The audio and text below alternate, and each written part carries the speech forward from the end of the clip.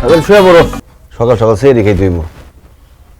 কি ব্যাপার, তুমি আমার দিকে এরকম চোখ বড় বড় করে তাকিয়ে রয়েছো কেন? আপনি তো আমার স্বামী, এর জন্য কিছু করতে পারতেছি না, খালি বড় বড় চোখ করে তাকাই আছি। আচ্ছা আপনি কি শুরু করছেন আমার কন্ত? কি শুরু করছি আমি? আব্বা আমারে জোর করে নামাজ পড়াইতেছেন, রোজা রাখাইতেছেন। আপনি জানেন আজকে সারাদিন রোজা রেখা আব্বা আম্মা আমার ভাই ভাবি সবার শরীর খারাপ হয়ে গেছে গা। হ্যাগো শরীর যদি অসুস্থ হয় আর হ্যাগো যদি কিছু হয় তাহলে কিন্তু আমি আপনারে ছাড়ব না। তোমার আব্বা আম্মা ভাই ভাবি রোজা রেখে অসুস্থ হয় নাই, পাপ করতে করতে তার শরীরটা ভারী হয়ে গেছে। এখন নামাজ রোজা কইরা শরীরটা একটু হালকা হইতেছে। তারা যেহেতু আমার মিথ্যা কথা বলছে, আমার ধোকা দিচ্ছে, তাই আমি সিদ্ধান্ত নিছি তা করে সত্যি সত্যি ভালো ফ্যামিলি বানাই ছাড়ুন। দেখেন আপনি তো আমার আব্বা আমারে চিনেন না, খালি মাইয়ার জামাই দেখা তারা আপনার কথা শুনতেছে।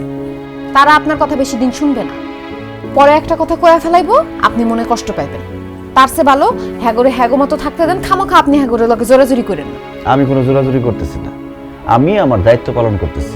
তুমি আমার এই ভালো কাজে বাধা দিও না, তাহলে তোমার গুণ হইব। বুঝতে পারছেন না তো? সময় দিয়ে ঠিকই বুঝবেন। সরেন আমি ঘুমামো।